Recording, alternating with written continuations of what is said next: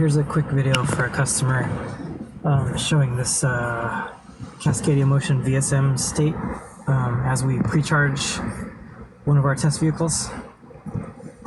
This isn't exactly the same as customer firmware, but it should all look pretty similar.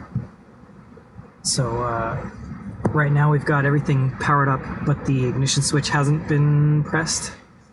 So the BMS is happy, we've got pack voltage. Our inverter DC bus voltage is low.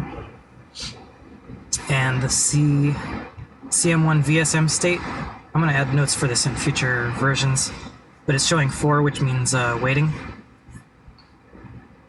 And down here we can see the precharge command values. So these are going to be the complete, the positive, the precharge, and then the contactor enable, like are we allowed to turn on. And I don't think I have ignition switch in here, do I? Let's add ignition switch as well. IGNSW, ignition switch. So I'm going to press the brake.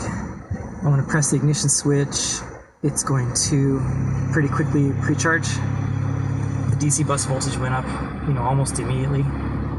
And, you also saw the contactors go up, right? The precharge, the positive, all that sort of thing. And now our inverter state is still 4.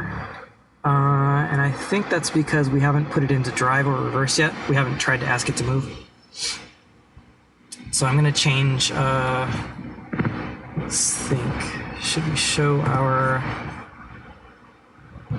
let's show our gear selector info as well. Where's my gear selector info?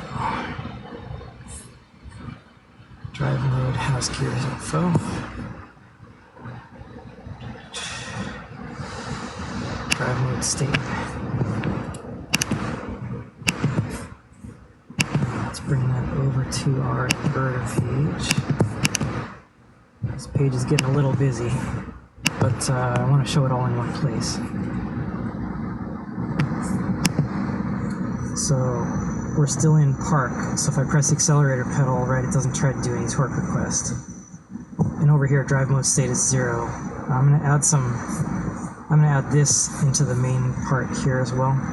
But 0 means park. I'm going to put it into reverse, and then maybe I'm going to press the pedal.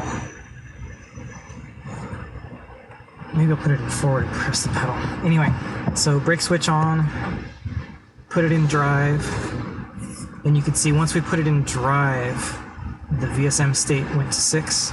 That's because we've enabled the inverter, like the VCU sent a CAN message to the inverter to request for it to enable.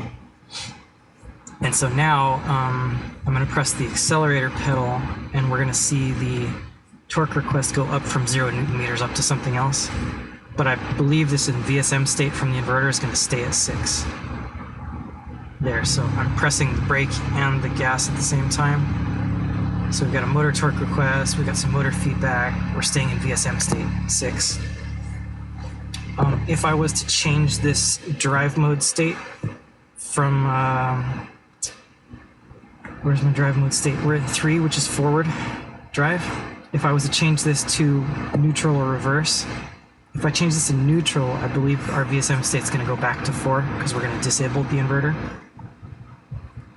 There we go. So now we're in 2 neutral, and our VSM state is back to 4 waiting. If I go to reverse, it switched again, VSM state, and now we're in reverse.